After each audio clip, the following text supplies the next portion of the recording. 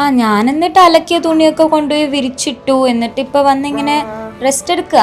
നിന്റെ നെയ്ബറിന്റെ ആ പപ്പിക്കുട്ടി കാണാതെയായെന്ന് പറഞ്ഞില്ലായിരുന്നോ? തിരിച്ചു കിട്ടിയോ? അയ്യോ ആണോ? നീ സ്ട്രെസ്ഡ് ആയിട്ടിരിക്കുകയാണോ?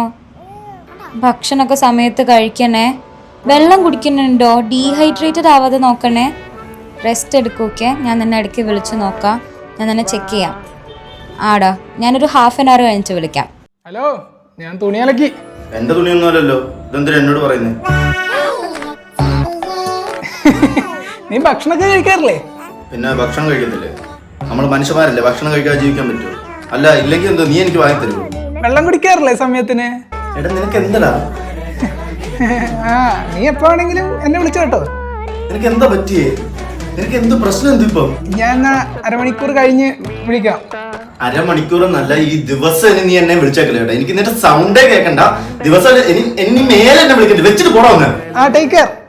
Okay bye. സ്ട്രെസ് ഒന്നും എടുക്കണ്ട. Take care. ബൈ. ആ എടാ ഗൗതേ, നീ അമലിന്റെ വീടിന്റെ അടുത്ത് വല്ലതും ഉണ്ടല്ലേ? ഒന്ന് അവനെ പോയി ഒന്ന് ചെക്ക് ചെയ്യണേ. അവൻ എന്തോ ഒരു പ്രശ്നമുണ്ട് കേട്ടോ. അവൻ വിളിച്ചിട്ടേ ഒരുമാതിരി എന്തൊക്കെയോ സംസാരിക്കുന്നു. നീ ഒന്ന് നീ ഒന്ന് പോയി നോക്കാം. ഒന്ന് പോയി നോക്കാം. നമ്മളെ കൊണ്ട് പറ്റൂല.